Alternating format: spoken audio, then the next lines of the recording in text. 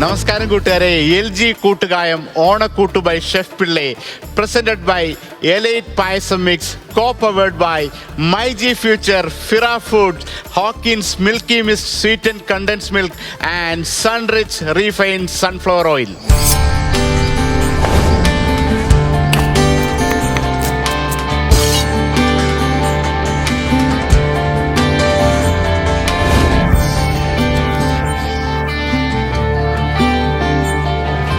ഇന്നും നമുക്കൊരു ഗസ്റ്റ് ഉണ്ട്, വളരെ സ്പെഷ്യലാണ്.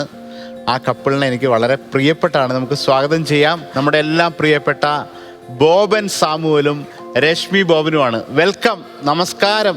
ഹാപ്പി ഓണം.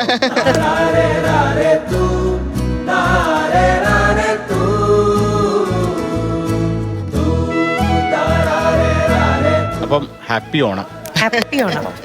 ഭയങ്കര സന്തോഷമുള്ള ഒരു നമുക്ക് പ്രിയപ്പെട്ട ആൾക്കാരാണ്. അപ്പം നമ്മുടെ ഈ ഒരു ഓണം സ്പെഷ്യൽ പ്രോഗ്രാമാണ്. അപ്പോൾ ആ ഒരു വേദിയിലേക്ക് വന്നതിനായും തന്നെ ഒരു നന്ദി പറയുകയാണ്. അപ്പം അതുപോലെ തന്നെ തിരിച്ച് ഞങ്ങളും ഇതുപോലെ ഒരു പ്രോഗ്രാമിൽ ഞങ്ങളെ വിളിച്ചതിലും ഒരുപാട് നന്ദിയുണ്ട്. അപ്പോൾ നമ്മളെല്ലാവരും ഭയങ്കര സന്തോഷമായിട്ട്, എനിക്ക് ഇദ്ദേഹമായിട്ട് കുറേ വർഷമായിട്ട് അറിയാം, സിനിമകൾ അറിയാം. ഞങ്ങൾ ഇടയ്ക്ക് കണ്ടിട്ട് ഇപ്പോൾ കുറച്ച് നാളായി, ഇടയ്ക്ക് വിളിക്കും, മെസ്സേജൊക്കെ അയക്കും, ഇങ്ങനെ നിൽക്കണം. അപ്പോൾ ഈ ഒരു വീണ്ടും വന്നപ്പം നമുക്ക് ഈ കുറേ നാളായിട്ട് കാണാതെ ഒരാളെ കാണുമ്പോൾ ഉണ്ടാകുന്നൊരു സന്തോഷമല്ലേ, അത് പ്രത്യേകിച്ച് ഓണം കൂടെ ആകുമ്പം അതിൽ കൂടുതൽ ഹാപ്പിയാണ്. സോ കുറേ വിശേഷങ്ങൾ ചോദിക്കാനുണ്ട്. അപ്പോൾ ഒത്തിരി കാര്യങ്ങൾ എനിക്ക് കുറേ ലിസ്റ്റുണ്ട്, അല്ലാണ്ട് തന്നെ എനിക്ക് അറിയാവുന്ന കുറേ കാര്യങ്ങളൊക്കെയാണ്. അപ്പോൾ ജ്വാലയായി എന്ന് പറഞ്ഞിട്ട് തുടങ്ങിയിട്ട് ഇങ്ങനെ പിന്നെ ഒരു തിരിഞ്ഞു നോക്കേണ്ടി വന്നിട്ടില്ല. ആ ജ്വാലയായി എന്ന് പറഞ്ഞത് ആ പേര് പോലും നമുക്കിപ്പോഴും എല്ലാവരുടെയും ഒരുപാട് നമുക്ക് മലയാളിക്ക് ഇഷ്ടപ്പെട്ട സീരിയലുണ്ടെങ്കിലും ഈ ഒരു പേര് ആരും മറക്കാത്ത ഒരു സംഭവമായിട്ടാണ് എനിക്കും കുറേ പ്രേക്ഷകർക്കും. അപ്പോൾ അതിൽ നിന്നുള്ളൊരു തുടക്കം ഇപ്പോൾ ഇവിടം വരെ എത്തി. അപ്പോൾ തിരിഞ്ഞു നോക്കുമ്പോൾ ഉള്ളൊരു ഹാപ്പിനെസ് ആണെന്ന് നമുക്കതെന്നറിയാം. അപ്പോൾ എങ്ങനെയാണ് അതിൻ്റെ ഒരു കാര്യം പറഞ്ഞത്? ജ്വാലയായി ശരിക്കും എൻ്റെ ഫസ്റ്റ് ടെലികാസ്റ്റ് ചെയ്ത വർക്കാണ്. പക്ഷെ ഞാൻ വർക്ക് ചെയ്തത് അസൂയ പൂക്കൾ എന്ന് പറഞ്ഞിട്ടാണ്. പക്ഷെ ആദ്യം ഞാൻ എന്നെയും ബാക്കിയുള്ളവർ എന്നെ സ്ക്രീനിൽ കണ്ടത് ജ്വാലയാണ്. ശരിക്കും പറഞ്ഞാൽ അന്ന് മമ്മൂക്കയാണ് ജ്വാലയായി പ്രൊഡ്യൂസ് ചെയ്തത്. അപ്പൊ അതിലെനിക്ക് കിട്ടിയൊരു ബ്ലെസ്സിങ് എന്ന് പറഞ്ഞാൽ ഒരുപാട് സീനിയേഴ്സ് ആയിട്ടുള്ള ആക്ടേഴ്സിന്റെ കൂടെ നമുക്ക് സ്ക്രീന് ഷെയർ ചെയ്യാൻ പറ്റിയെന്നുള്ള. നെടുമുടി വേണുചേട്ടൻ്റെ മകളായിട്ടുള്ള ഒരു ക്യാരക്ടർ ചെയ്യുന്നത്. അന്ന് ഞാൻ 19 വയസ്സാണെങ്കിലും പോർട്രേ ചെയ്ത ക്യാരക്ടർ 35 വയസ്സ് തന്നെയാണ്. അപ്പൊ അന്ന് മുതലേ ഈ പറയുന്ന പോലെ ഒരുപാട് നല്ല കഥാപാത്രങ്ങൾ എന്നെ തേടി വന്നിട്ടുണ്ടായിരുന്നു. സീരിയലിൽ തന്നെ ഒരുപാട് ബാക്ക് ടു ബാക്ക് ഒരുപാട് നല്ല ക്യാരക്ടേഴ്സ് കിട്ടിയിട്ടുണ്ട്. സോ യെസ്, ഞാൻ എൻ്റെ എന്താ പറയണ്ട ഒരു കരിയറിൽ ഹാപ്പിയാണ്. അത് തിരിഞ്ഞു നോക്കുമ്പോൾ ഇതേപോലെ ഒരു നല്ല ഈ പറഞ്ഞ പോലെ ആദ്യം ചെയ്തെങ്കിലും ഫസ്റ്റ് പ്രേക്ഷകർ കണ്ട് മനസ്സിലാക്കിയത് ഒരു ഐശ്വര്യമായ ഒരു തുടക്കം.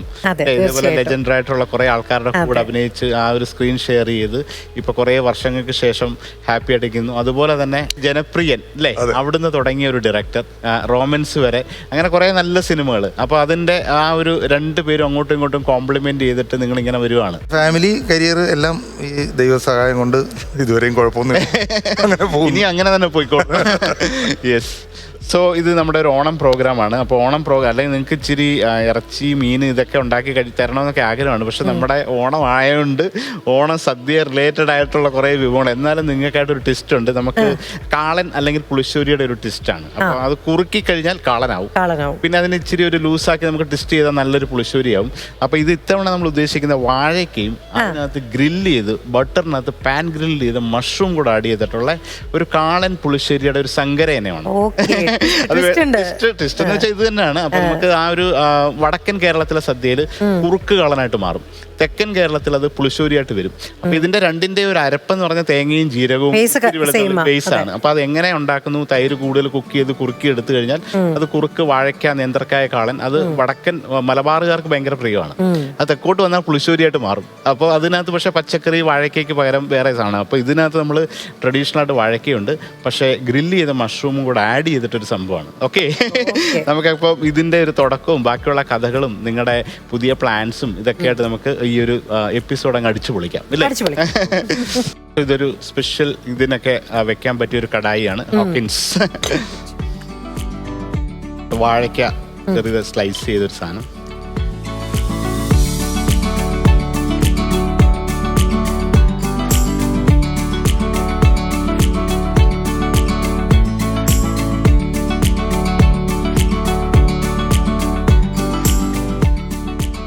സാധാരണ നമ്മൾ വെള്ളം ഒഴിച്ച് ബോയിലാണ് ചെയ്യുക.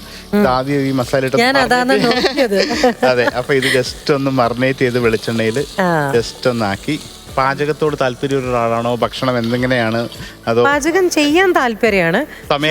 സമയക്കുറവും പിന്നെ അതൊരു റുട്ടീൻ ഉത്തരവാദിത്വമായി മാറുമ്പോൾ ഉണ്ടാവുന്ന ചെറിയൊരു മടുപ്പുണ്ടല്ലോ. പക്ഷെ ഈ പറയുന്ന ഭക്ഷണം ഉണ്ടാക്കാനും ഇവർക്കൊക്കെ വെച്ചുണ്ടാക്കി കൊടുക്കാനൊക്കെ ഇഷ്ടമാണ്. കാരണം അത്യാവശ്യം എല്ലാവരും നന്നായി കഴിക്കുന്ന ആൾക്കാരാ. ജസ്റ്റ് ആ വെളിച്ചെണ്ണയിൽ ഒന്ന് സോട്ട് ചെയ്തെടുക്കാണ്. അത് കുറച്ചുകൂടെ ഫ്ലേവർ ഇതിനകത്ത് ആഡ് ചെയ്യാൻ വേണ്ടിയിട്ടാണ്. അല്ലെങ്കിൽ ജസ്റ്റ് ബോയിൽ ചെയ്താലും മതി. കുറച്ച് വെള്ളം. രശ്മിയുടെ ഏറ്റവും ഫേവറേറ്റ് ഫുഡ് എന്താണ്? സത്യസന്ധമായി പറഞ്ഞാൽ എന്റെ ഫേവറേറ്റ് ഫുഡ് എന്ന് പറയുന്നത് കഞ്ഞിയും പയറാ. ആണോ? കഞ്ഞിയും പയറ് 3 നേരം തന്നാലും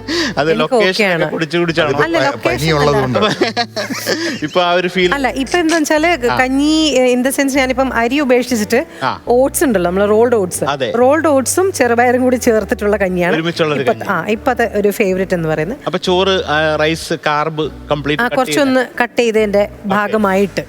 അപ്പൊ രാവിലെ ബ്രേക്ക്ഫാസ്റ്റിന് അപ്പം, പുട്ട്, ഇടിയപ്പം ഇതൊക്കെ നിർത്തിയോ? ഇതിപ്പോ താൽക്കാലികമായി നിർത്തിയിട്ടുണ്ട്. എന്നിട്ട് നമ്മളത്തെ ഓവർനൈറ്റ് ഓട്സ് ഒക്കെ ഉണ്ടല്ലോ, അങ്ങനെയുള്ള കുറെ പരീക്ഷണങ്ങളൊക്കെ നടത്തിക്കൊണ്ടേയിരിക്കുന്നു.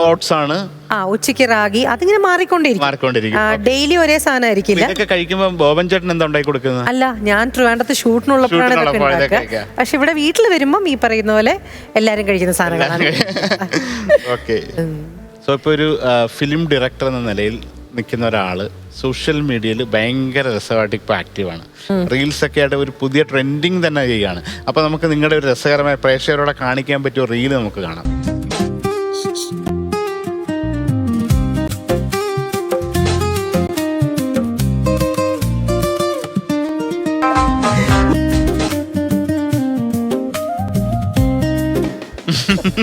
നിങ്ങളൊരു ഡയറക്ടറാണെന്നൊക്കെ അറിയാം. അപ്പം ആ ഒരു ന്യൂ ജെൻസി കണ്ടന്റ് ക്രിയേറ്റ് ചെയ്യുന്ന പോലെ രസകരമായിട്ട് ഇപ്പോൾ ഇതൊക്കെ ഒരു ഷോർട്ട് വീഡിയോ. പക്ഷെ ഇത് ആര് കണ്ടാലും എനി ഏജ് ഗ്രൂപ്പ് കണ്ടാലും മുഖത്തൊരു പുഞ്ചിരി വരാണ്ട് ഇതൊന്നും നമുക്ക് കണ്ടു തീർക്കാൻ പറ്റില്ല. അപ്പോൾ ഈ ഒരു ഐഡിയ ഒക്കെ എങ്ങനെയാണ് വരുന്നത്? ബേസിക്കലി ഞാൻ ഡയറക്ടറാണെങ്കിലും അതിന് മുന്നേ ആക്ടിങ്ങിന് വേണ്ടി ആക്ടറായിട്ട് ആണ് ഈ രംഗത്തേക്ക് വരുന്നത്. അതെ. അപ്പോൾ എപ്പോഴും മനസ്സിൽ ഈ പറയുന്നത് റീൽസൊക്കെ ഇപ്പോഴല്ലേ ഉണ്ടായത്. ഇതിന് മുന്നേ റീൽസ് മാതിരിയൊക്കെ നമ്മൾ ടേപ്പ് റെക്കോർഡറിൽ പാട്ടൊക്കെ ഇട്ട് നമ്മളതിൻ്റെ കൂടെയൊക്കെ അഭിനയിക്കുകയും പാടുകയും ഡാൻസ് കളിക്കുകയും ഒക്കെ ചെയ്യുന്ന ഒരു കാലം ഉണ്ടായിരുന്നു. അപ്പോൾ നമ്മുടെ ഇപ്പോഴത്തെ ഒരു കാലഘട്ടത്തിൽ അത് റീൽസിലേക്ക് വന്നപ്പോൾ നമുക്ക് അതിനകത്തൊരു സന്തോഷം, നമ്മുടെ ആ ഒരു അന്നത്തെ ആ കഴിവുകളൊക്കെ വീണ്ടും നമ്മുടെ ഉള്ളിൽ ഇങ്ങനെ വീണ്ടും ഉണർന്നു വരിക, ക്രിയേറ്റ് ചെയ്യുക. സാധാരണ അതാ ഈ ഒരു നമ്മളിപ്പോൾ എത്തുമ്പോൾ ഇതിന് ചെയ്യണോ, ഇപ്പം ചെറിയ പയ്യന്മാരൊക്കെ ചെയ്യേണ്ടിയില്ലേ, അതിവിടെയാണ് ഇതൊക്കെ ഒരു നമ്മുടെ മൈൻഡ് സെറ്റ് ആണ്. അതിനാണ് ഭയങ്കര സന്തോഷം. നമ്മളിപ്പം ഏജ് മാറിക്കൊണ്ടിരിക്കും. ആൾക്കാർ ഇപ്പോൾ ഏജ് എന്ന് പറയുന്ന ഒരു നമ്പറാണ്. അപ്പോൾ നമ്മൾ അതിനെക്കുറിച്ച് കൂടുതൽ വിശകലനം ചെയ്യാൻ പോയി കഴിഞ്ഞാൽ പിന്നെ ഭ്രാന്ത് ഒക്കെ പറയുന്നത്. അപ്പോൾ അതിനേക്കാൾ നമ്മൾ ആ ഏജ് അങ്ങനെ ചിന്തിക്കാതിരുന്നു കഴിഞ്ഞാൽ നമുക്കൊരു എല്ലാ ദിവസം പോലെ തന്നെ. അതെ. ഇപ്പൊ ഏറ്റവും ലേറ്റസ്റ്റ് ആയിട്ട് അഭിനയിച്ച ഏതായിരുന്നു? ദൃശ്യം. ഇപ്പം അതൊക്കെ കഴിഞ്ഞിട്ട് ഞാൻ ഇപ്പൊ അണലി, ഇപ്പൊ നമ്മുടെ ഹോട്ട്സ്റ്റാറിൽ വരാൻ പോകുന്ന അണലി എന്ന് പറഞ്ഞ വെബ് സീരീസ് നല്ലൊരു ക്യാരക്ടർ ചെയ്ത് കഴിഞ്ഞു.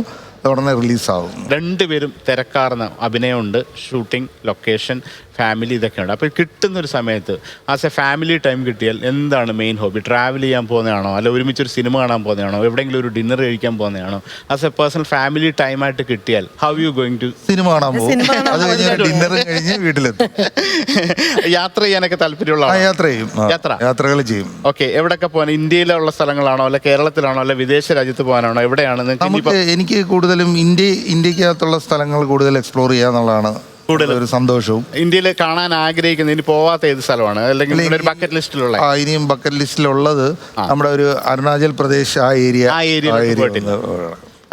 കുളു മണാലി ട്രിപ്പ് കുറച്ച് നാളുകളുണ്ട് പ്ലാൻ ചെയ്യുന്നു.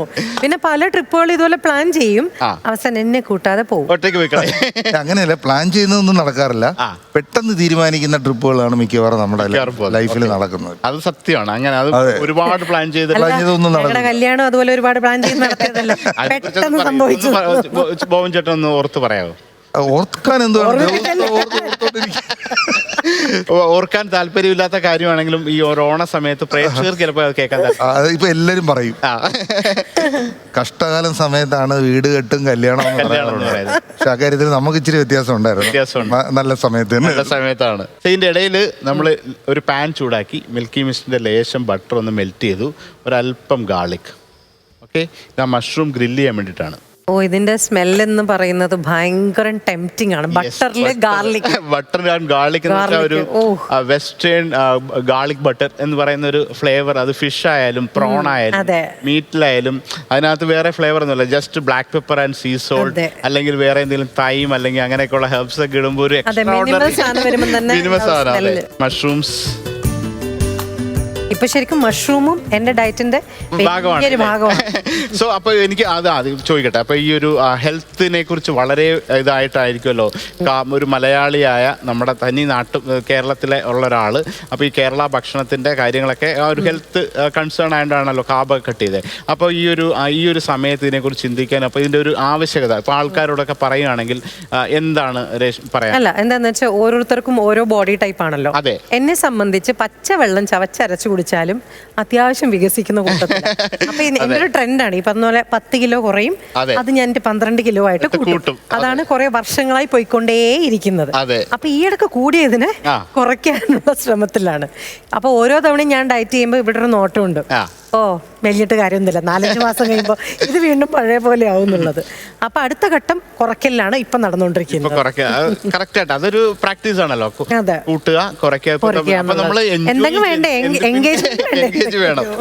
കേരളീയര് പ്രത്യേകിച്ചൊരു ആരോഗ്യത്തിൽ ശ്രദ്ധ കൂടുതൽ ചെലുത്തുന്നുണ്ട്. പണ്ടത്തേക്കാളുപരി ജിമ്മിൽ ജോയിൻ ചെയ്യുന്നുണ്ട്, ഡയറ്റ് ഉണ്ട്, നടക്കുന്നുണ്ട്, ഭക്ഷണത്തിൽ പല ക്രമീകരണങ്ങൾ നടത്തുന്നുണ്ട്. അതൊരു വലിയൊരു ട്രെൻഡായിട്ട് മാറിക്കൊണ്ടിരിക്കുകയാണ്. അപ്പോൾ അത് നമ്മുടെ നിങ്ങളിപ്പോൾ ഇത് ചെയ്യുന്നുണ്ടെങ്കിലും പ്രേക്ഷകരോട് പറയാൻ എന്താണ് എൻ്റെ? അല്ല, ഇപ്പം നമ്മളൊരു ആർട്ടിസ്റ്റോ ടെക്നീഷ്യനോ ആരായാലും ഹെൽത്ത് ഇസ് വെൽത്ത്. ഹെൽത്ത് ഇല്ലെങ്കിൽ പിന്നെ നമ്മൾ ഈ ഒന്നാമത് അറിയാലോ, നമ്മുടെ ഒരു വർക്ക് പാറ്റേൺ എന്ന് പറയുന്നത് രാവിലെ 6 മണിക്ക് പോയാൽ തിരിച്ച് വീട്ടിൽ വരുമ്പോൾ 11 മണിയാവും. ഒരു 9 to 5 ജോബ് അല്ല നമ്മുടെ. അപ്പൊ അത്രയും നേരം നമുക്ക് അത്രയും എനർജറ്റിക് ആയി നിൽക്കണമെങ്കിൽ നമ്മളെ ഹെൽത്ത് സെറ്റ് ആവണം. തീർച്ചയായിട്ടും. ഹെൽത്ത് ഇല്ലെങ്കിൽ ഈ പറയുന്ന കാര്യങ്ങളൊന്നും നടക്കില്ല. അതോ അതിന്റെ ഭാഗമായിട്ടുള്ള ഒരു ശ്രദ്ധ എല്ലാവരും ചെയ്യേണ്ടത് തന്നെയാണ്. കാരണം നമ്മളൊരു ഏജ് പോകുന്തോറും നമ്മളെ ലൈഫ് സ്റ്റൈൽ ഡിസീസസ് പലതും വരും. തീർച്ചയായിട്ടും. അപ്പം അതിൽ നിന്നൊക്കെ ഒന്ന് പിടിച്ചു നിൽക്കാൻ കുറച്ചു കാലം സന്തോഷത്തോടെയും സമാധാനത്തോടെയും പോകാൻ വേണ്ടിയുള്ള ശ്രമം. അപ്പൊ ഇപ്പൊ ഈ ഇടയ്ക്കൊക്കെ പറയുന്നത് ഈ മിഡ് ലൈഫ് ക്രൈസിസ് എന്നൊക്കെ പറയുന്ന എല്ലാവരുടെയും ലൈഫിലുണ്ട്. അപ്പൊ അതിനു മുമ്പ് ഈ ഒരു ഹെൽത്ത് കറക്റ്റ് ആയിട്ട് നോക്കുന്നവർക്ക് ഈ മിഡ് ലൈഫ് എന്തായാലും ഒരു ക്രൈസിസ് വരും. ആ സമയത്ത് നിങ്ങളുടെ ഹെൽത്ത് കറക്റ്റ് ആണെങ്കിൽ ബാക്കിയുള്ള ഒരു ക്രൈസിസ് വരുമ്പോൾ അതിൽ ഫോക്കസ് ചെയ്യാൻ പറ്റും. അപ്പൊ ഈ സാധാരണ വരുമ്പം ഹെൽത്തിലോട്ട് ആരും നോക്കൂല, പിന്നീട് അത് ഭയങ്കര വേസ്റ്റ് ആയിട്ട് മാറും. അപ്പൊ അതുകൊണ്ട് എല്ലാവരും ഈ ഒരു 30-50 ഇടയിൽ വരുന്ന ഒരു പ്രശ്നങ്ങൾക്ക് മുമ്പേ നിങ്ങളുടെ ഹെൽത്ത് സെറ്റ് ആക്കാൻ. അങ്ങനെയുള്ളവർക്ക് പിന്നെ ഹെൽത്തിനെ കുറിച്ച് ചിന്തിക്കേണ്ട, ആ ക്രൈസിസിനെ കുറിച്ച് മാത്രം നോക്കിയാൽ മതി. അപ്പൊ നിങ്ങളുടെ ഈ ഫാമിലിയിൽ അപ്പൊ ഇതിനകത്ത് അപ്രിഷിയേറ്റ് ചെയ്യുന്ന കാര്യമുണ്ട്, ക്രിട്ടിസൈസ് ചെയ്യുന്നുണ്ട്. അപ്പൊ മക്കളാണോ അതോ നിങ്ങൾ തമ്മിലാണോ, എങ്ങനെയാണ് അതിനെ? ഒരു മൊത്തത്തിൽ ഇപ്പൊ രണ്ടുപേരും കലാരംഗത്തുള്ളവരാണ്. അപ്പൊ അത് എൻകറേജ് ചെയ്യാനായാലും അല്ലെങ്കിൽ അത് വളരെ സ്ട്രക്ചറായിട്ട് കറക്റ്റ് കൺസ്ട്രക്റ്റീവായിട്ട് ഇത് ഇങ്ങനെ ചെയ്തതിനെ കുറച്ചുകൂടെ ബെറ്റർ, അല്ലെങ്കിൽ ഇത് ശരിയായിട്ടില്ല, ഇത് തകർത്ത് കളഞ്ഞു കേട്ടോ എന്നൊക്കെയുള്ള രീതിയിലൊക്കെയുള്ള എന്തായാലും ഉണ്ട്. അപ്പൊ അത് ഫാമിലിയായിട്ട് എങ്ങനെയാണ് നിങ്ങളത് ചെയ്യുന്നത്? രണ്ടുപേരും ഇതൊന്നും പ്രതീക്ഷയില്ലായിരിക്കല്ലോ ഞാൻ ഇങ്ങനെയൊക്കെ ചോദിക്കുന്നില്ലേ? അല്ല, ഈ പറയുന്ന പോലെ എപ്പോഴും എവിടെയും നമ്മൾ ചെയ്യുന്ന ഒരു അപ്രിസിയേഷൻ ആണ് മാറ്റേഴ്സ് അല്ലേ. നമ്മൾ ചെയ്യുന്ന കുഞ്ഞു കുഞ്ഞു കാര്യങ്ങൾ കൺസിഡർ ചെയ്യാന്ന് പറയുന്ന സംഭവം. അതെ. പിന്നെ അതുപോലെ തന്നെ ഈക്വലി അങ്ങോട്ടും ഇങ്ങോട്ടും പേഴ്സണൽ സ്പേസ് കൊടുക്കുക എന്നുള്ളത്, ഒരു ഹെൽത്തി സ്പേസ് കൊടുക്കുക എന്നുള്ളതാണ്. തീർച്ചയായിട്ടും. ഇത് രണ്ടും ആവശ്യമുള്ള സാധനങ്ങളാണ്. അപ്പൊ അതിന് ആ കറക്റ്റ് റേഷ്യോയില് ബാലൻസ് കൊണ്ടുപോയാൽ രക്ഷപ്പെട്ടു. പക്ഷെ എല്ലാ സമയത്തും ഈ ബാലൻസ് ഈക്വൽ ആവണമെന്നില്ല. ചില നേരത്തെ അത് കയ്യിൽ നിന്ന് പോകും. ഇപ്പൊ എല്ലാരും പറയുന്ന പോലെ life is not a bed of roses എന്ന് പറയുന്ന പോലെ ക്രൈസിസ് ഉണ്ടാവും. പക്ഷെ ഓരോ തവണയും നമ്മൾ ആ താഴേക്ക് പോകുമ്പോൾ അതുപോലെ തിരിച്ച് മുകളിലേക്ക് വരാൻ രണ്ടുപേരും ശ്രമിച്ചാൽ മാത്രമേ ആ ഫാമിലി ലൈഫ് മുന്നോട്ട് മര്യാദയ്ക്ക് പോകുള്ളൂ. തീർച്ചയായിട്ടും എല്ലാവരും മനസ്സിലാക്കേണ്ട ഒരു കാര്യമാണ് പറഞ്ഞത്. അപ്പൊ ഈ ലൈഫിൽ പല ക്രൈസിസ് ഉണ്ടെങ്കിലും ഇല്ലേ, അതിനെ ബാലൻസ് ചെയ്ത് പോകാനും, അല്ലെങ്കിൽ ഒരു വൺ ടൈം ഒരു ക്രൈസിസ് എന്ന് വെച്ചാൽ അതോടെ ഗിവ് അപ്പ് ചെയ്യേണ്ട കാര്യമൊന്നുമില്ല. എപ്പോൾ വേണേലും ഇത് തിരിച്ചു കൊണ്ടുവരാൻ രണ്ടുപേരും വിചാരിച്ചാൽ. അപ്പൊ ആ ഒരു രണ്ടുപേരും വിചാരിക്കണം, അല്ലാതെ ഒരാളും അഡ്ജസ്റ്റ്മെന്റും കോംപ്രമൈസും ചെയ്ത് കഴിഞ്ഞാൽ നടക്കത്തില്ല. സോ എനിക്ക് ചോദിക്കാനുള്ളത് ആസ് എ ഫാമിലി മൊമെന്റ്സ്, ഇപ്പൊ കല്യാണമൊക്കെ ഇങ്ങനെയൊക്കെ ആയെന്ന് പറഞ്ഞു, വൺ ഓഫ് ദ ബെസ്റ്റ് ഒരു കലാരംഗത്ത് രണ്ടുപേരുടെയും കൂടെ നോക്കിയാൽ നിങ്ങളുടെ 2 പേർ കൂടെ പ്രൗഡായിട്ടുള്ള ഏറ്റവും ബെസ്റ്റ് മൊമെന്റ് ചോദിച്ചാൽ എന്തായിരിക്കും? എൻ്റെ ഒരു ഹാപ്പിയസ്റ്റ് ഒരു പ്രൗഡ് മൊമെന്റ് എന്ന് പറഞ്ഞാൽ എൻ്റെ ജനപ്രിയൻ സിനിമ ആദ്യമായിട്ട് സ്ക്രീനിൽ കാണിക്കുമ്പോൾ സംവിധാനം ബോബൻ സാമുവൽ എന്ന് പറയുന്ന ഒരു പ്രൗഡ് മൊമെന്റും, ആദ്യത്തെ മോനുണ്ടായിട്ട് നമ്മൾ റൂമിൽ നിന്ന് കൊണ്ടുവരുമ്പോൾ ഉണ്ടാവുന്ന ഒരു ഐ കോണ്ടാക്റ്റിൽ, ഇത് രണ്ടും എൻ്റെ 2 പ്രഷ്യസ് മൊമെന്റ് ആണ്. So it's your turn now. As A family ആയിട്ടാണ്, കല്യാണത്തിന് മുമ്പുള്ള കാര്യമൊന്നും കേൾക്കണം. ഫാമിലി ഇതൊക്കെ തന്നെ. അല്ല അത് പറയാൻ പറ്റില്ല. അല്ല എന്റെ പേഴ്സണൽ ഇതെന്ന് വെച്ചാൽ ജനപ്രിയന്റെ ടൈറ്റിൽ കാർഡ് ബോബൻ സാമുവൽ എന്ന് കണ്ടപ്പോ എനിക്ക് ആ തിയേറ്ററിനോട് വേറൊരു തിയേറ്ററിൽ കണ്ടത് കൃപ തിയേറ്റർ ട്രിവാൻഡ്രം, തിരുവനന്തപുരം കൃപ. ഓക്കെ. അപ്പോൾ അവിടെ എനിക്ക് ആ തിയേറ്ററിൽ വേറൊരു അനുഭവമുണ്ട്. അതായത് ഞാൻ പണ്ടൊരു സിനിമ വീട്ടിൽ നിന്ന് ഇങ്ങനെ ആ ഒരു പ്രായത്തിലേക്ക് ഇങ്ങനെ ഇറങ്ങി ബസ് കയറി അങ്ങ് കിഴക്കേക്കോട്ട ചെല്ലും, അവിടെ നിന്നൊക്കെ കറങ്ങി അടിച്ച് കിടന്ന് ഒരു സിനിമയൊക്കെ കണ്ടുകൊണ്ടിരുന്നപ്പോൾ പെട്ടെന്ന് സ്ക്രീനിലൊരു സ്ലൈഡ് വന്നു. ഈ തിയേറ്ററിനകത്ത് ബോബൻ സാമുവൽ എന്ന് പറഞ്ഞ ഒരു കുട്ടിയുണ്ടെങ്കിൽ പയ്യനുണ്ടെങ്കിൽ പുറത്തേക്ക് വരിക എന്ന് പറഞ്ഞൊരു സ്ലൈഡ് വന്നു. ആണോ? അപ്പൊ എൻ്റെ പേര് ആ സ്ലൈഡ് കണ്ടു. പക്ഷെ ഞാനത് ആദ്യം ഒന്ന് അമ്പരന്ന് പുറത്തു വന്നപ്പോൾ നമ്മളെ വീട്ടിനടുത്തുള്ള കുറച്ച് പേരൊക്കെ എന്നെ കാത്തു നിൽക്കുന്നുണ്ടായിരുന്നു. അങ്ങനെ ഞാൻ വീട്ടിൽ ചെന്നപ്പോൾ അച്ഛൻ മരിച്ച് ഒരവസ്ഥയായിരുന്നു. കാരണം ഞാൻ വീട്ടിൽ നിന്ന് ഇറങ്ങും, അച്ഛൻ കുറച്ച് ദിവസമായിട്ട് സുഖമില്ലാണ്ട് കിടക്കുകയായിരുന്നു. അപ്പോൾ ആ ഒരു മൂമെൻ്റ് എന്ന് പറയുന്നത് ആ സ്ക്രീനിൽ തന്നെ ബോബൻ സാമുവൽ സംവിധാനം എന്ന് എഴുതി കണ്ടപ്പോൾ ആ ഒരു മൂവ്മെന്റ് എനിക്ക് വല്ലാത്തൊരു ഇമോഷണൽ ആയിപ്പോയി. തിയേറ്ററിലായതുകൊണ്ട് ഒരുപക്ഷെ വേറെ ഉത്സവപ്പറമ്പിലോ മറ്റൊരിടത്താണെങ്കിൽ മൈക്കോടെ വിളിച്ചു പറയാം. അപ്പൊ തിയേറ്ററിലുണ്ട്, ആ തിയേറ്ററിൽ ഞാൻ ഉണ്ടെന്നുള്ളത് അറിയാവുന്ന സിനിമയ്ക്ക് പോയത് അന്ന് എഴുതി കാണിച്ച പേര് പിന്നീട് സംവിധായകനായിട്ട് എനിക്ക് കാണാൻ ഒരു ഭാഗ്യമുണ്ടായി. അതൊരു അനുഗ്രഹം തന്നെയാണ്. നമ്മൾ പറയില്ലേ പാരന്റ്സിന്റെ ഒരു ബ്ലെസ്സിംഗ് എന്ന് പറയും. തീർച്ചയായിട്ടും ആ ഒരു ബ്ലെസ്സിങ്സ് അത് കേൾക്കുമ്പോൾ നമുക്ക് തന്നെ. അതെ. സോ നമ്മുടെ വാഴയ്ക്ക ഏകദേശം വെന്തു, മഷ്റൂം ഓൾറെഡി ഗ്രിൽഡായി. ഓക്കെ, അപ്പൊ ഇത് നമുക്ക് ഇതിനകത്തൊക്കെ ആഡ് ചെയ്യാം.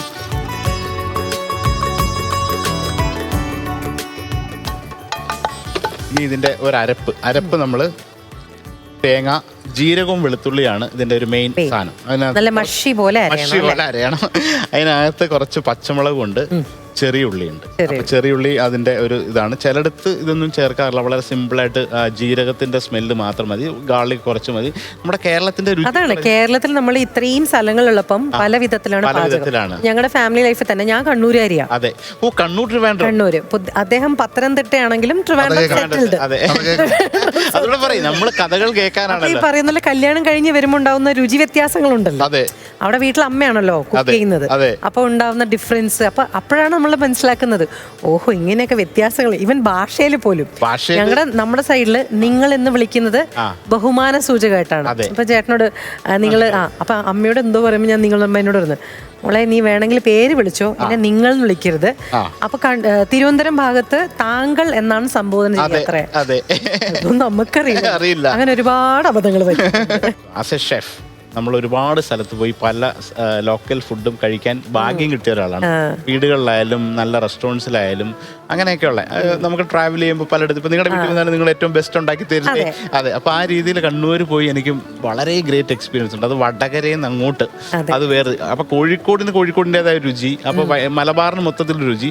പക്ഷെ ആ വടകരയിൽ നിന്ന് അങ്ങോട്ട് മാറി മാഹി കഴിഞ്ഞിട്ടുള്ള ആ കണ്ണൂർ തലശ്ശേരി ഭാഗത്തെയൊക്കെ വീടുകളിലെ അതുപോലെ മംഗല ബിരിയാണി ആയാലും അല്ലേ, കല്യാണത്തിനുണ്ടാക്കുന്ന ബിരിയാണി ആയാലും വീട്ടിലുണ്ടാക്കുന്ന പലഹാരങ്ങളായാലും അവര് മത്സ്യക്കറി എന്നൊക്കെയാണ്, മത്സ്യമാണ്. നമ്മളൊക്കെ ഇവിടെ മീനെന്ന് പറഞ്ഞാലും അവിടെ മത്സ്യം എന്നാണ് അതിന്. മീൻ ഇപ്പോഴും പൊതുവെ ഒക്കെ ആൾക്കാർ പറയാം. അപ്പൊ അത് മത്സ്യം, അത് ഫ്രൈ, മീൻ പൊരിച്ചതായാലും അതിന്റെ മസാലയായാലും ഒക്കെ ഭയങ്കര. അപ്പൊ അവർക്ക് വന്ന് തിരുവനന്തപുരത്ത് വന്നിട്ട് ആ സ്റ്റൈൽ അല്ലെങ്കിൽ തെക്കൻ കേരളത്തിൽ വരുമ്പോ അത്രയ്ക്ക് അത് പിടിക്കില്ല അല്ലേ, പിടിക്കില്ല. പക്ഷെ ഇപ്പൊ പിന്നെ ഈ പറയുന്ന പോലെ അഡ്ജസ്റ്റ്മെന്റ് അല്ലാണല്ലോ. അതെ, നേരത്തെ പറഞ്ഞ പോലെ ഇതൊന്ന് എങ്ങനെയാണ് ഇത് കണക്ട് ആയി, ആ കഥയും കൂടെ നമുക്കൊന്ന് പറയാം. അതായത് നമ്മുടെ ഈ പുളിശ്ശേരി കം കാളന്റെ ആ ഒരു മിക്സ് സാധനം ഏകദേശം റെഡി ആവുന്ന സമയമാണ്. തിളക്കുന്ന കഥയും കൂടെ. എന്റെ ഭാഗത്തുള്ള കഥ ഞാൻ പറയാം. എന്നെ പെയ്തൊഴിയാതെ എന്ന് പറഞ്ഞ സീരിയലിലേക്ക് അഭിനയിക്കാൻ വിളിക്കുന്നു. അപ്പൊ ഏകദേശം അതേ സമയത്ത് വേറൊരു സീരിയൽ ചെയ്യുന്നതുകൊണ്ട് ഞാൻ ആദ്യം പോകുന്നില്ല എന്ന് വെച്ചു. രണ്ടാമത് വിളിച്ചപ്പോഴും പോകുന്നില്ല എന്ന് വെച്ചു. അതായത് ഓരോരോ കഥാപാത്രങ്ങളൊക്കെ വിളിക്കുന്നത്. മൂന്നാമത് വിളിച്ചപ്പോ ഞാൻ വെച്ചു അഹങ്കാരായി പോകൂലേ, പോയേക്കാന്ന്. അപ്പൊ ഈ വരാനുള്ളത് വഴി തങ്ങില്ല. അങ്ങനെ ആ സീരിയലിലേക്ക് ജോയിൻ ചെയ്യുന്നു. അവിടെ അസോസിയേറ്റ് ഡയറക്ടർ ആയിരുന്നു വെച്ചാൽ. അന്ന് 1-2 കശപിശ വഴക്കപ്പോഴേ ഞാൻ നോട്ടിട്ടു, ഇവൻ ആളത്ര ശരിയല്ല. അങ്ങനെ 1-2 ചെറിയ കശപിശയില് പിന്നെ അതങ്ങ് സൗഹൃദമായിട്ട് മാറുകയും പിന്നീട് അങ്ങോട്ട് ഇവിടം വരെ എത്തി. എന്നെച്ചാൻ വേണമെങ്കിൽ സൈഡിലൊക്കെ നമ്മൾ പറഞ്ഞത് കഥ മാറിപ്പോവും. രണ്ട് വേർഷൻ ആവും. പിന്നെ ഓഡിയൻസ് തീരുമാനിക്കണില്ലേ ഏതാണ് ശരി ഏതാണ് തെറ്റ്. സോ നമ്മുടെ ഇതിന്റെ മിക്സായി. ഇനി ഇതിന്റെ തൈര് ചേർക്കൽ എന്ന് പറഞ്ഞൊരു കർമ്മമുണ്ട്. അത് കഴിഞ്ഞതിനകത്ത് താളിപ്പ് എന്ന് പറഞ്ഞ കടുക് വറുപ്പ്, ഇത് രണ്ടും ഇമ്പോർട്ടന്റ് ആണ്. കാളനായിട്ട് മാറ്റുവാണെങ്കിൽ കുറച്ചുകൂടെ കുക്ക് ചെയ്ത് അതിന്റെ പൊട്ടിച്ച് കായാലും കുറുകി വരും. പുളിശ്ശേരിയാണെങ്കിൽ അധികം നേരം തൈര് ഇളക്കേണ്ട കാര്യമില്ല. നമ്മൾ ഇതിന്റെ ഇടയ്ക്ക് മിക്സ് ആണ്. അപ്പൊ ഇത് ഓൾറെഡി ആ അരപ്പും പച്ചക്കറിയോടെ യോജിച്ച് വന്നു കഴിഞ്ഞാൽ തൈര് ചേർക്കുന്നു. താളിപ്പ് പെട്ടെന്ന് ഒരു കടുകും. തൈര് ഷെഫ് നമ്മളപ്പോ ചൂടോടെയാണോ ഒഴിക്കുന്നത്? ചൂടോടല്ല, ഈ ചൂട് കുറച്ചിട്ട് അങ്ങ് ഒഴിക്കുകയാണ്. അപ്പൊ ഇത് ഓൾറെഡി ആയി. അപ്പൊ നമ്മള് മിൽക്കി മിസ്റ്റിന്റെ തൈരാണ് ഇതിനകത്ത് ഉപയോഗിക്കുക.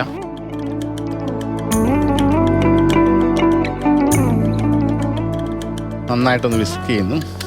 ശരിക്കും ഇത് ഇങ്ങനെ ഒരു കറി ഉള്ളതാണോ അതോ നമ്മുടെ ഫാക്ടറിയിൽ ഉള്ളതാണ്? ഇത് ബേസിക്കലി നമ്മുടെ ട്രഡീഷണൽ ആയിട്ടുള്ള കേരള ഡിഷുകളാണ്. അപ്പൊ അതിനകത്തൊരു ഷെഫ് എന്ന നിലയിലുള്ള കുറച്ച് സാധനങ്ങൾ നമ്മൾ എപ്പോഴും ഓരോ നിങ്ങളിപ്പോ ട്രംപ് വന്ന് നിങ്ങൾക്ക് സല്യൂട്ട് അടിച്ചത് എങ്ങനെ അല്ലേ, അതേപോലെ ഒരു ക്രിയേറ്റിവിറ്റിയിൽ നമ്മൾ അതാ ഞാൻ ചോദിച്ചത്. കോക്കനട്ട് ഓയിൽ, അതെ, വെളിച്ചെണ്ണ ഒഴിക്കുന്നു. ഇതിന്റെ ഒരു ബെസ്റ്റ് എന്ന് പറയുന്നത് ഈ താളിപ്പാണ്. അതിനകത്ത് നമ്മൾ ഉലുവ, കടുക്, വത്തൽമുളക്, കറിവേപ്പില, അത് കഴിഞ്ഞ് ചെറിയ ഉള്ളി ഇട്ടിട്ട് അവസാനം ഇതിനകത്ത് ലേശം കായപ്പൊടി, അതിനകത്തൊരു ഫ്ലേവർ, കായപ്പൊടിയും ഒരു പൊടിക്ക് മുളക് പൊടി ലാസ്റ്റ് ചേർക്കും. ഒരു നിറത്തിനൊക്കെ മാറിയിട്ട് ആ ഒരു ടെമ്പറിങ് ആണ് ഇതിന്റെ ഒരു ബെസ്റ്റ് സാധനം. ഇത് പല തരത്തിലാണ് ആളുകൾ ഉണ്ടാക്കുക. അതിപ്പോൾ ഒരു മധ്യ കേരളത്തിൽ വരുമ്പോൾ വേറൊരു രുചിയാണ്. തിരുവനന്തപുരം, കൊല്ലത്ത് എഴുതുമ്പോൾ ലൂസ് പുളിശ്ശേരിയായിട്ട് മാറും. അപ്പം അതിൻ്റെ തൈരിൻ്റെ ടെക്സ്ചർ അനുസരിച്ചിട്ട് പല സ്ഥലത്ത് അതൊരു ക്രീമിൻ്റെ ടെക്സ്ചറിൽ കഴിക്കുന്നവരുണ്ട്, ഭയങ്കര കുറുക്കി കഴിക്കുന്നവരുണ്ട്, ഇടം ലൂസായിട്ട്. അപ്പോൾ പുളിശ്ശേരി വെറും മോര് കാച്ചിയതുപോലെ ഉള്ള പുളിശ്ശേരിയുണ്ട്. അപ്പോൾ പല തരത്തിലുള്ള സാധനം. അപ്പോൾ ഈ സദ്യ ആകുമ്പം നമ്മൾ ഓണമായപ്പോൾ ഇതിൻ്റെ രണ്ടിൻ്റെ ഇടയിൽ ഇലയിൽ വിളമ്പാൻ പറ്റുന്നൊരു കൺസിസ്റ്റൻസിയിൽ ചെയ്യുകയാണ്. അപ്പോൾ ഓണം എങ്ങനെയാണ്? നിങ്ങളുടെ കണ്ണൂരുള്ളൊരു ഓണമുണ്ട്, അത് കഴിഞ്ഞ് വിവാഹം കഴിഞ്ഞിട്ടുള്ളൊരു ഓണങ്ങളുണ്ട്, അത് കഴിഞ്ഞ് സെറ്റിലും ഷൂട്ടിലും കേരളത്തിലുടനീളം പോയ നിങ്ങളുടെ ഒരു ഓണമുണ്ട്. അപ്പോൾ മൊത്തത്തിൽ ഓണത്തെക്കുറിച്ച് എന്താണ് ഒരു അനുഭവം? അല്ല ഏറ്റവും ബെസ്റ്റ് മൊമെന്റ്സ് നടക്കുന്ന ഒരു സമയമാണോ, അല്ലെങ്കിൽ ഹാപ്പി ആയിട്ടുള്ളതാണല്ലോ? എന്നെ സംബന്ധിച്ച് ഓണത്തിന്റെ കുഞ്ഞിലെ ഓർമ്മകൾ എന്ന് പറഞ്ഞാൽ എല്ലാവർക്കും വെക്കേഷൻ ടൈം ആയിരിക്കുമല്ലോ. അപ്പൊ ഈ പറയുന്ന പോലെ കസിൻസും എല്ലാവരും ഈ പറയുന്ന പോലെ തറവാട്ടിലുണ്ടാവും. അപ്പൊ ആ ഒരു മെമ്മറീസ് ഭയങ്കര സ്വീറ്റ് ആണ്. പിന്നെ അച്ഛൻ ബാങ്കിലായതുകൊണ്ട് ഞാൻ കണ്ണൂർ സത്യം പറഞ്ഞാൽ 7ാം ക്ലാസ് വരെ പഠിച്ചിട്ടുള്ളൂ. പിന്നീട് അങ്ങോട്ട് ഇങ്ങനെ ഓരോരോ സ്ഥലത്ത് കണ്ണൂരുണ്ടായിരുന്നു. അത് അല്ലാതെ ഞാൻ 7ാം ക്ലാസ് വരെ പഠിച്ചിട്ടുള്ളൂ. 7ാം ക്ലാസ് വരെ പഠിച്ചപ്പോൾ ഞാൻ 10ാം ക്ലാസ് വരെ ഉണ്ട്. ഇതിപ്പോ ഒരു ഓൺലൈൻ ന്യൂസ്. അതെ, അത് മാത്രം കട്ട് ചെയ്തിട്ട് 7ാം ക്ലാസ് വരെ മാത്രം മുതൽ ഇത് ഇവിടം വരെ പഠിക്കാനുള്ള സമയം. കടുക് അങ്ങനെ പൊട്ടുകയാണ് ഒരു സൈഡില്. കഥ നിങ്ങൾ ഇവിടെ കടുകുമണി അവിടെ കഥകൾ കടുകിലേക്ക് പോയി. പിന്നെ നമ്മൾ ഈ ഒരു പ്രൊഫഷനിൽ വന്നു കഴിഞ്ഞാൽ സത്യം പറഞ്ഞാൽ എന്താ വിശേഷ അവസരങ്ങളും മിക്കവാറും സെറ്റ് തന്നെയാണ് സംഭവിക്കാറ്. എന്നാലും നമുക്ക് കിട്ടുന്ന ഓപ്പർച്യൂണിറ്റീസ് എല്ലാം സെലിബ്രേറ്റ് ചെയ്യാറുണ്ട്. ഞങ്ങൾക്ക് ഓണവും വിഷുവും ക്രിസ്മസും ഈസ്റ്ററും എല്ലാം കഴിയും വിധം. അതെ,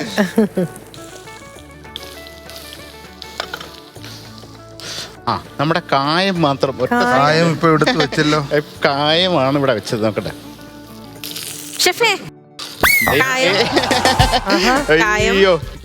എന്റെ കയ്യിൽ സേഫ് ആണ്. അതെ അതെ, എന്റെ കുറ്റമല്ല. ഇത് LG കൂട്ടുകായി അത് എവിടെ വെച്ചായാലും ആൾക്കാർ എടുത്തിട്ട് പോകും. കാരണം എന്താണെന്നറിയാം രശ്മി ചേച്ചി, നമ്മുടെ കുടുംബങ്ങളുടെ എത്ര നാളത്തെ വിശ്വാസം നേടിയെടുത്ത ഒരു ക്വാളിറ്റി പ്രൊഡക്റ്റ് ആണെന്നറിയാം.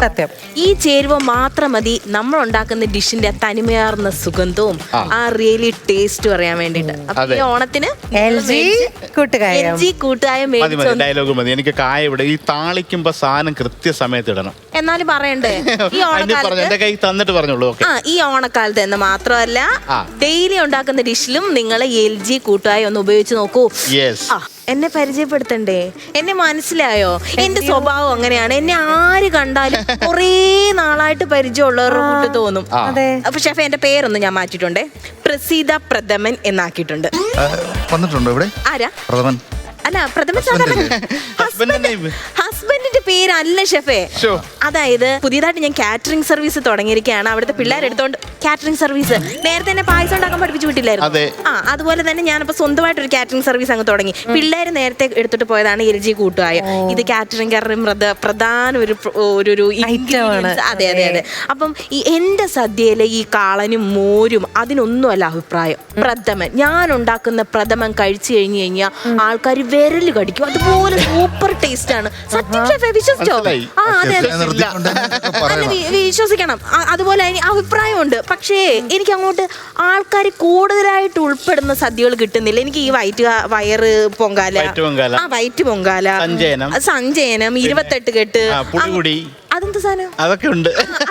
ഒന്ന് പറഞ്ഞു കൊടുക്കത് അറിയില്ലേ? വയറ്റ് പൊങ്കാലയ്ക്ക് തെക്കൻ കേരളത്തിൽ പറയുന്ന ഒരു സാധനമാണ് പുളികുടി. അന്ന് സാധാരണ ഈ 7-ാം മാസം ഈ ഗർഭിണിയൊക്കെ ആകുമ്പം ഭാര്യ പൊങ്കാല ഇടുമ്പോൾ ഭർത്താവിനെ കൊണ്ട് വാളം പുളി കുടിപ്പിക്കും. അത് നിങ്ങൾ ആരും കേട്ടിട്ടില്ലേ? ശിക്ഷയല്ല, അത് കേട്ടിട്ടില്ല. അത് നമ്മുടെയൊക്കെ നാട്ടിലുണ്ട്. ആരെങ്കിലും പുള്ളി കുടി എന്ന് പറഞ്ഞൊരു ചടങ്ങുണ്ട്. അപ്പൊ അങ്ങനെയുള്ള ചടങ്ങുകൾക്ക് മാത്രമാണ് അവിടെ കൂടി വന്ന ഒരു 50 പേര്. ഒരൊറ്റ സെക്കൻഡ് വളരെ വിശിഷ്ടമായ ഒരു കർമ്മം നടന്നുകൊണ്ട് അതൂടെ കാണും. നമ്മളിത് ആ കായവും ആ മുളക് പൊടിയൊക്കെ ആയിട്ടുള്ള ആ താളിപ്പിലേക്ക് ഒഴിക്കുന്ന ഒരു ഭംഗിയായ ഒരു സംഭവമാണ്. സമയത്തിന് കൊണ്ടു തന്നു കേട്ടോ. അതാണ് തെറ്റിയാ പോയി. ഇത് കുറച്ച് നേരം ഇതിനകത്ത് ഇരുന്നൊന്ന് ഇൻഫ്യൂസായി സെറ്റായി കഴിഞ്ഞാൽ നമ്മൾ തൈര് ഒഴിച്ചു, സാധനങ്ങൾ കഷ്ണങ്ങളായി, മഷ്റൂമായി എല്ലാം ഓഫ് ചെയ്തു. ഓക്കെ.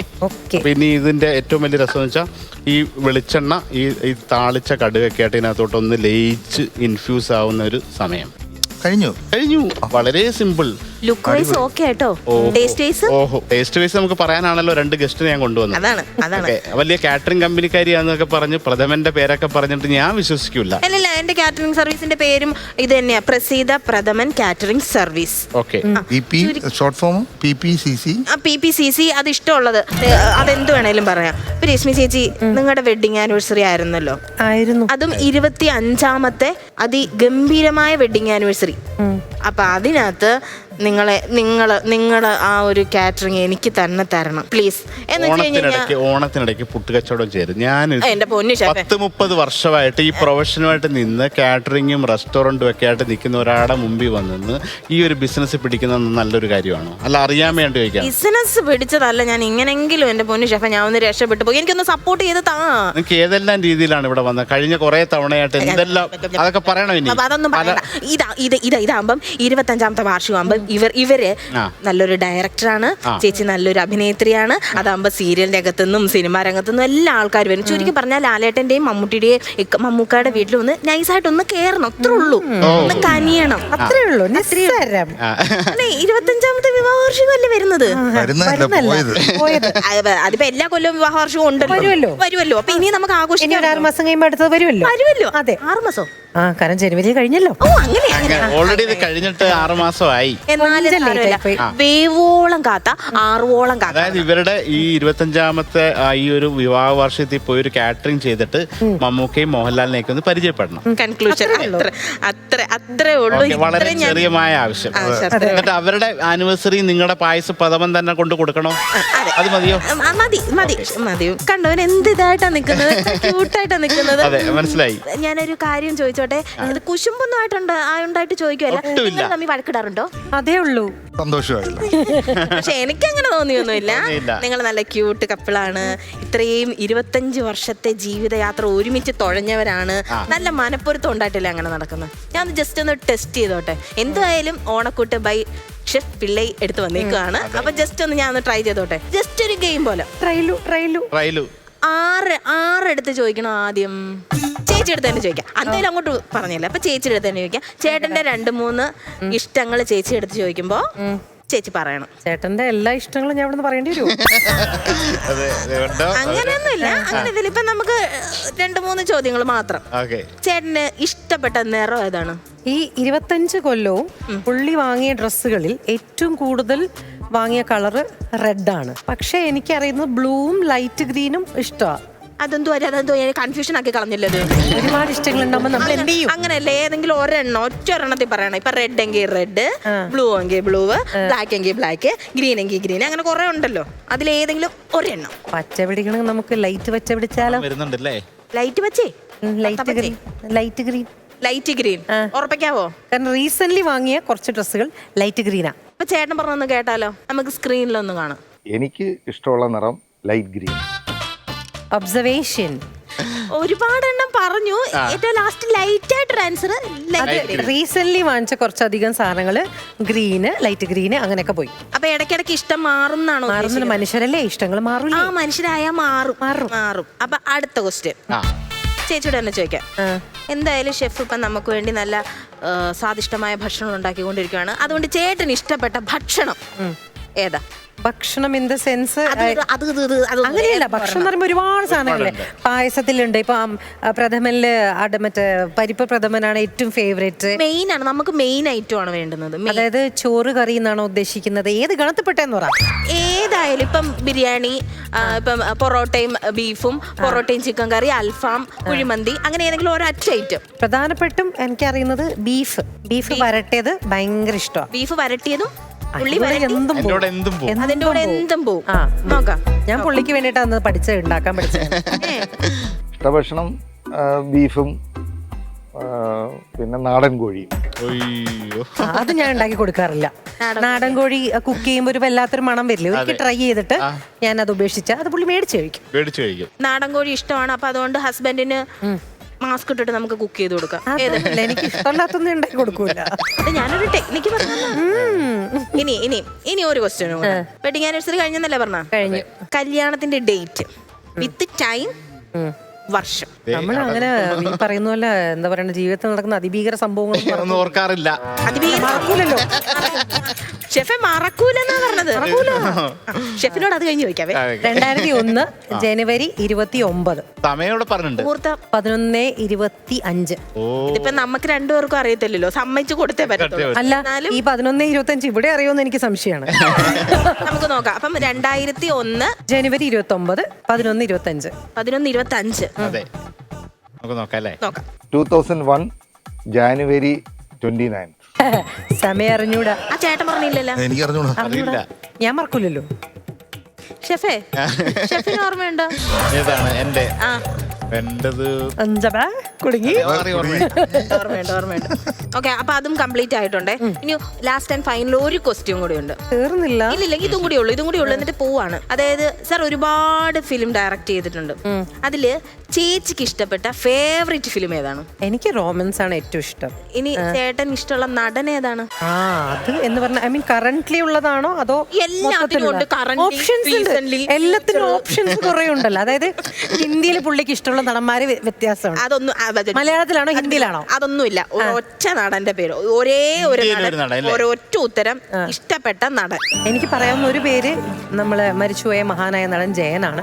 കാരണം എനിക്ക് തോന്നുന്നു കോളുകളൊക്കെ എത്ര തവണ കണ്ടിട്ടുണ്ടെന്ന് എനിക്കറിയില്ല. ഞങ്ങൾ കല്യാണം കഴിഞ്ഞ സമയത്തൊക്കെ രാത്രി ടി-വിയിൽ പടം വരുമ്പോഴേ കുത്തിയിരുന്ന് കാണും. അപ്പൊ നമ്മളേക്കും ഇത് പ്രാന്താണോ? പിന്നെ നോക്കുമ്പോ അതുപോലെ ആരാധനയുള്ള ഒരുപാട് ആൾക്കാരെ ഞാൻ പരിചയപ്പെട്ടപ്പോ എനിക്ക് സമാധാനായി. അങ്ങനെയാണ് ഈ നാച്ചുറലി നമുക്ക് മനസ്സിലാവുന്നത്. കാരണം ഞാൻ അദ്ദേഹം മരിച്ച വർഷമാണ് ഞാൻ ഉണ്ടായത്, 1980. ഇത് ഉറപ്പായിട്ട് തെറ്റില്ല. ഡേറ്റ് ഓഫ് ബർത്ത് അറിയാതെ പറഞ്ഞു കേട്ടാ പോട്ടെ. എനിക്കത് പറയുന്നത് കുഴപ്പമില്ല. എനിക്ക് അതിനേക്കാൾ പ്രായം ഉണ്ടെന്ന് എല്ലാവരുടെ വിചാരം. ഇഷ്ട നടൻ ഒരുപാട് പേരുണ്ട്. അതിൽ പ്രധാനമായിട്ട് കമലഹാസൻ, ജയനായിരിക്കും പുള്ളിക്കാരി പറയുന്നത്. അപ്പൊ കമലഹാസനുണ്ട്, ജയനായിരിക്കും. അപ്പൊ ജയന്റെ സിനിമയാണ് കൂടുതൽ. ജയനോട് ആരാധന, ഭയങ്കര ആരാധനയാണ്. ഇപ്പൊ മനപ്പൊരുത്തം ഉണ്ടെന്നുള്ള കാര്യത്തിൽ 110%. അതെ. പിക്ക് എന്താ തോന്നുന്നത് ഇവരെ കണ്ടിട്ട്? ചെറിയൊരു വിഷമം. നല്ല ദമ്പതിമാര്. അതെ, അല്ല അത് ആ മുഖം കണ്ടപ്പോ തന്നെ ചിരിച്ചോണ്ടൊക്കെ വന്നത് ഇപ്പൊ ഏതാണ്ട് കടന്നൽ കുത്തിയ പോലെ. ഇവിടെ ഒന്നും അങ്ങനൊന്നുമില്ല. അത് ഇടയ്ക്കിടയ്ക്ക് നമ്മള് സ്ഥായി ഭാവം വരുമല്ലോ. നിങ്ങൾ നന്നായിട്ട് ജീവിച്ചാലേ അടുത്ത വർഷം എനിക്ക് കാറ്ററിംഗ് കിട്ടത്തുള്ളൂ. പിന്നെ ഞാൻ അങ്ങനെ പ്രാർത്ഥിക്കും. തീർച്ചയായിട്ടും. അപ്പൊ വർക്ക് ഉണ്ടെങ്കിൽ ഷെഫെ ഇവരെ ഓർമ്മിപ്പിച്ചേക്കണം. എവിടെ ചിന്തിക്കുന്നുവോ അവിടെ പ്രസീത പ്രഥമൻ ഉണ്ടാവും. അങ്ങനെയാണ്. ആനിവേഴ്സറിക്ക് ഞങ്ങൾ വിളിക്കുന്നതായിരിക്കും. പരിപ്പ് പ്രഥമൻ വെച്ചുണ്ടാക്കി കൊടുക്കേണ്ടതായിരിക്കും. അപ്പം എല്ലാവർക്കും ഒരു മിനിറ്റ്, ശരിക്കുള്ള ഹസ്ബൻഡിന്റെ പേരൊന്ന് പറയാമോ? വിട്ടില്ലേത്. അതായത് എന്റെ കല്യാണത്തിന് ഞാൻ തന്നെ കാറ്ററിംഗ് ചെയ്യണം എന്നുള്ളൊരു കാര്യം ഞാൻ ഇങ്ങനെ ചിന്തിച്ചോണ്ടിരിക്കുകയാണ്. അതിപ്പം ഹസ്ബൻഡിനെ വേറെ എടുത്താലും കാറ്ററിംഗ് ആയിരിക്കണം. പേരത് ഇതുപോലെ തെറ്റിദ്ധരിച്ചു, പ്രഥമൻ തെറ്റിദ്ധരിച്ചു പോയത് കൊണ്ടൊന്ന് മനസ്സിൽ മാറ്റി പറയാനായിട്ട്. കണ്ടു. എന്തായാലും ശരിക്കുള്ള സ്വഭാവം മനസ്സിലായല്ലോ. മനസ്സിലായി. എങ്ങനെ സാധിക്കുന്നു? ഹാപ്പി ഓണം ചേച്ചി. ഹാപ്പി ഓണം ചേട്ടാ. അപ്പൊ കാറ്ററിംഗിന്റെ കാര്യം ഷെഫെ ഒന്ന് ഇടയ്ക്കിടയ്ക്ക് ഓർമ്മിക്കണം കേട്ടോ. ലാലേട്ടൻ്റെ അടുത്ത് പറയാം. ഓ താങ്ക് യു. ദേ നമ്മുടെ കാളൻ സങ്കര ഇനം വാഴയ്ക്ക മഷ്റൂം, ഇതിന്റെ ആ കൺസിസ്റ്റൻസി ആ ഇലയിൽ വിളമ്പുമ്പോൾ അതേപോലെ അവിടെ നിൽക്കണം. ഇതാണ് ആ ഒരു പരുവം. ഇത് ഒരുപാട് ലൂസും അല്ല, ഒരുപാട് കുറുകിയിട്ട് അതിന്റെ ഇടത്തരം. തവണ ഓണസദ്യയിൽ ഇതൊരു ഐറ്റമായിട്ട് ആരെങ്കിലൊക്കെ സാധ്യതയുണ്ട്. അത് അച്ചാൻ ഉണ്ടാക്കാനും സാധ്യതയുണ്ട്. അതെ. ഇനി അറിയില്ല ഇതെങ്ങനെ ഉണ്ടാക്കണ്ടെന്ന് അറിയില്ല എന്ന് പറയാൻ പറ്റില്ലല്ലോ. അതെ. അച്ചായൻ എനിക്ക് പറയാനുള്ളത് അദ്ദേഹത്തിന്റെ ഫേവറേറ്റ് ആയിട്ടൊരു ഡിഷ് ബീഫ് വരട്ടി. അതെ, അത് ഞാൻ ഉണ്ടാക്കി കൊടുക്കാം. പോത്ത് വരട്ടിന്റെ കൂടെയുള്ള ഒരു ബെസ്റ്റ് സൈഡ് മോരോ തൈരോ കാളനോ. അത് ഈ തെക്കൻ കേരളത്തിൽ, അത് പ്രത്യേകിച്ച് കോട്ടയം ഏരിയയിൽ എവിടെ പോയാലും വേറെ ഒരു കറിയും വേണ്ട. അവിടെ വീട്ടില് ഞാൻ കല്യാണം പറയാൻ പാടില്ല. ഉച്ചയ്ക്ക് ഇതേ ആളുകൾ സദ്യ കഴിക്കുമ്പോൾ അവര്, കാരണം ഈ ഭാഗത്തൊക്കെ ആർക്കും നോൺ വെജ് ഉണ്ടായില്ല. നിങ്ങളുടെ നാട്ടിലൊക്കെ കണ്ണൂർ ഭാഗത്ത് പൊരിച്ച കോഴി ഇല്ലാണ്ട് പറ്റില്ല, അല്ല അയക്കൂറ വേണം. അതാണ് അവർക്ക് ഓക്കെയാണ്.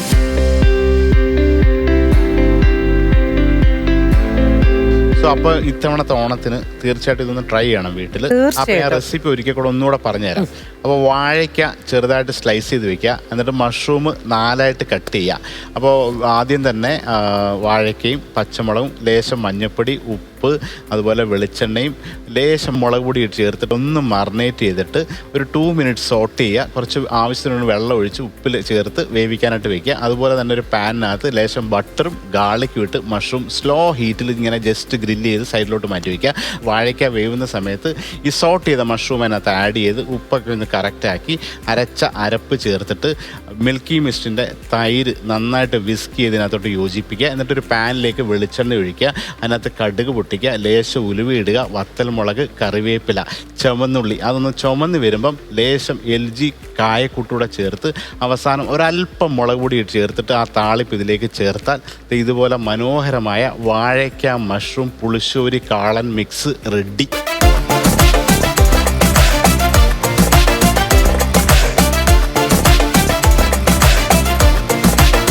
മഷ്റൂം പീസിലേക്കാണ്. അതെനിക്ക് തോന്നിയ ഹെൽത്തി വേർഷൻ. മിൽക്കി മിസ്റ്റിന്റെ ആ കേടിന്റെ കറക്റ്റ് പാകം. അതെ, അതാ നമ്മൾ ആ ചൂട് അങ്ങോട്ടും ഇങ്ങോട്ടും മാറാത്തോണ്ടാണ് ആ തൈരിന്റെ കറക്റ്റ് ടെക്സ്ചറിൽ അത് പിരിയാണ്ട് ആ ഇലയിലൊക്കെ വിളമ്പി അങ്ങനെ നിക്കണം. അതാ ഞാൻ നേരത്തെ ചോദിച്ചത്, നമ്മൾ ഈ കേട് ഒഴിക്കുന്നതിന്റെ ചൂടൊന്ന് കുറഞ്ഞു, അതായത് ആ വെള്ളം തിളച്ച് ആ ഒരു 100 ഡിഗ്രിയിലാണ് തിളക്കുക. അത് ഓട്ടോമാറ്റിക്കലി ഓഫ് ചെയ്ത് അത് 90ലേക്ക് എത്തും. ഒരു 70 ഡിഗ്രി എത്തുന്ന ആ ഒരു, അതാണ് ഒരു പരുവം. 70 ഡിഗ്രി എത്തുമ്പോൾ അത് ഓഫ് ചെയ്ത് കഴിഞ്ഞാൽ ആ തൈര് കൃത്യമായിട്ട് അതിനെ ഒരു 50ലേക്ക് കൊണ്ടുവരികയും ആ പരുവത്തിൽ അത് ബ്ലെൻഡ് ആവും. അപ്പോൾ ഒരു 80 എബോവിൽ ഒരു 80 ഡിഗ്രി ആ ഒരു ചൂടിലെത്തുമ്പോൾ തൈര് പൊട്ടാൻ തുടങ്ങും. അപ്പോൾ ഒരു 70യിൽ എത്തുമ്പോഴത്തേക്ക് ആ കൂൾ ഓഫ് ചെയ്ത് കഴിയുമ്പോൾ അതാണ് അതിന്റെ കറക്റ്റ് പുളിശ്ശേരി ഉണ്ടാക്കാനുള്ള പരുവം.